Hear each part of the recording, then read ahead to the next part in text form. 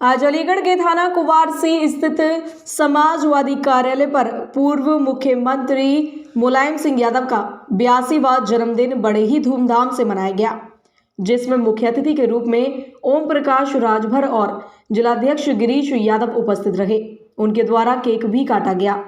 किसानों के लखनऊ पंचायत पर ओम प्रकाश राजभर ने कहा कि किसानों के बिल को लेकर अभी प्रधानमंत्री ने मौखिक बात कही है और जनता का विश्वास अब बिल्कुल प्रधानमंत्री पर से उठ गया है।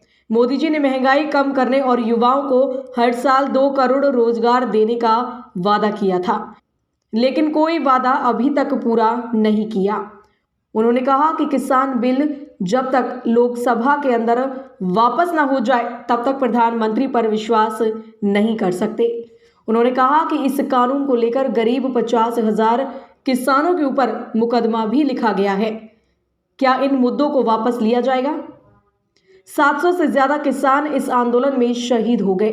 क्या उन्हें शहीद का दर्जा और उनके परिवार को सरकार मुआवजा देगी?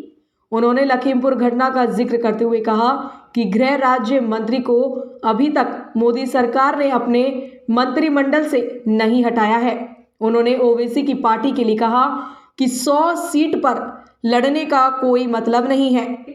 अगर वह 10 सीट पर ढंग से लड़े तो उसका रिजल्ट अच्छा मिलेगा।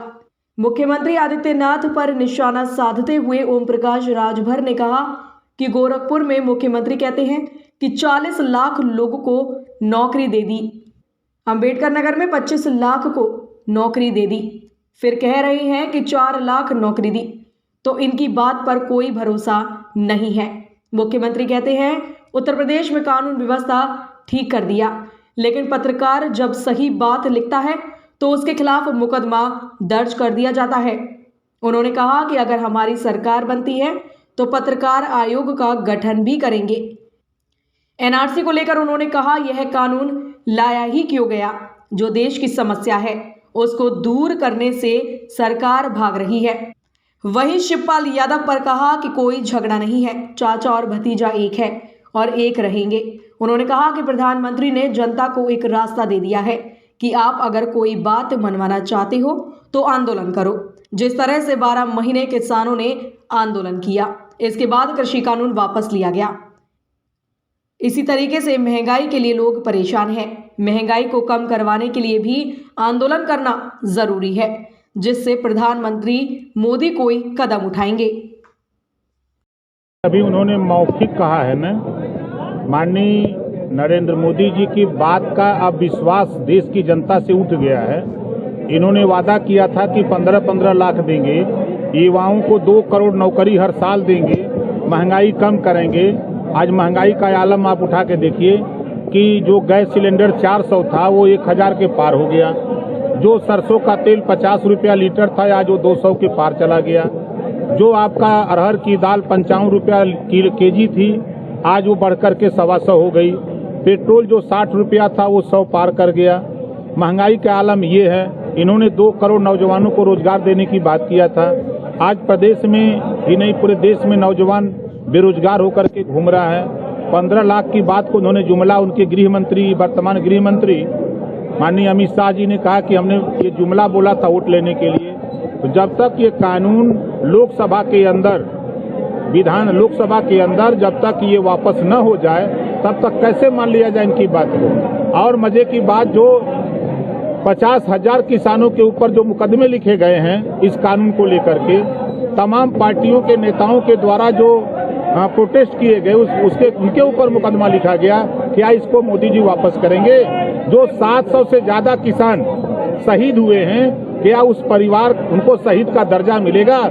क्या उस परिवार को 1 करोड़ नौकरी 1 करोड़ रुपया सरकार हर परिवार को देगी?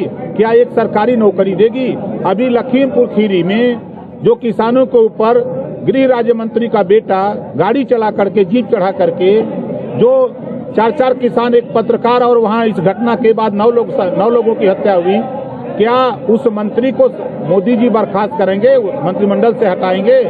तो ये सारी चीजों को तो पहले वो कर ले तब न उसके बाद माना जाएगा। सवाल पे अब हमारा तो साफ साफ बात, ये कानून लाया ही क्यों गया? जैसे 3 काले कानून क्यों लाए गए? जब देश में जो असली चीज है उसको तो करने से सरकार भाग रही है। तो जो मुद्दे हैं उन मुद्दों पर हम लोगों की पार्टी, चाहे समाजवादी पार्टी हो चाहे भारतीय समाज पार्टी हो, हम सब लोग मिलकर के अपने हक अधिकार की बात करते हैं। एक सवाल, आज मुलायम सिंह जी का जन्मदिन है, क्या लगता है आपको कि शिवपाल यादव का किस तरीके का रहने वाला है? कोई झगड़ा नहीं है, चाचा भतीजा एक हैं, एक रहेंगे, आप देखते जाइएगा।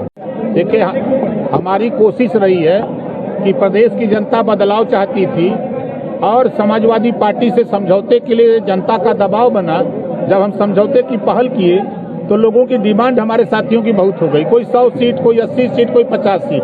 अगर सारी सीट समाजवादी पार्टी हम ही मोर्चे को दे देगी तो समाजवादी पार्टी क्या करेगी? हमारा कहना था कि 100 सीट के बजाय आप 10 सीट लड़ो, 10 जीत जाओ। 100 लड़ करके आप एक भी नहीं जीतोगे तो क्या मतलब है? आप पत्रकार आयोग की बात क्यों नहीं करते हो? ये जो आपके साथ फोटोग्राफर घूमते हैं उनको दुर्घटना बीमा की बात का सवाल क्यों नहीं करते हो? आप अपने 60 साल के बाद पेंशन की बात क्यों नहीं करते हो? आज महंगाई है उससे क्यों नहीं निजात पाने की बात, घरेलू बिजली का बिल माफ कराने की सवाल आप क्यों नहीं करते हो? आप लोगों को भूत सवार है किसी चीज का? नागपुर एक ऐसा सेंटर है जहां भारतीय जनता पार्टी के नेताओं को झूठ बोलने की ट्रेनिंग दी जाती है और झूठ बोल करके इस देश और प्रदेश के लोगों का वोट लेने की उनको ट्रेनिंग दी जाती है। वही भारतीय जनता पार्टी के लोग करते हैं। नहीं तो आप अपने सूबे के मुख्यमंत्री को देखिए, गोरखपुर में बोला, सभी प्रेस के लोगों ने अखबार में छापा, प्रिंट मीडिया और इलेक्ट्रॉनिक मीडिया में दिखाया कि 40 लाख हमने नौकरी दे दिया। अम्बेडकर नगर में बोला 25 लाख दे दिया। आप फिर बोल रहे हैं कि 4 लाख दे दिया, तो कौन सी बात सही है इनका?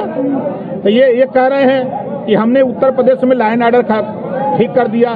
कहाँ लॉ एंड ऑर्डर ठीक है? पत्रकार सही बात बोले तो उसके खिलाफ मुकदमा लिखोगे। पत्रकार चौथा स्तंभ होता है, आईना होता है, आप सरकार की कमियों को दिखाता है, आप उसको ठीक करो। मिर्जापुर का पत्रकार दिखा दिया कि मिड डे मील योजना में नमक रोटी खिलाई जा रही तो जेल भेज दिया। अगर कोई अधिकारी सही बात बोल दिया, नोएडा का एसपी कि जिले बिक रहे हैं 60 लाख 80 लाख 70 लाख, उसको आपने सस्पेंड कर दिया। कोई सही बात बोल रहा तो उसके खिलाफ मुकदमा लिख रहे हो। सही कहा है प्रधानमंत्री जी, अब ड्रामा नहीं देख रहे हैं, फोटो खिंचवा के फोटो ये भारतीय ड्रामा पार्टी शुरू कर दिए हैं ड्रामा दिखाना। उससे महंगाई कम करने के लिए नहीं सोच रहे हैं, नौजवान बेरोजगार है उसके विषय में नहीं सोच रहे हैं, किसान परेशान है उसके विषय में नहीं सोच रहे हैं। ये सब ड्रामे न है। छोड़ो ये उनसे पूछ लीजिएगा। आपका क्या मानना? नहीं, हमारा मानना जातिवार जनगणना होनी चाहिए। पहले जातिवार जनगणना सबसे बड़ी प्राथमिकता है। प्रदेश में महंगाई से निजात दिलाना पहली प्राथमिकता है। प्रदेश में गरीबों का इलाज फ्री में हो पहली प्राथमिकता है।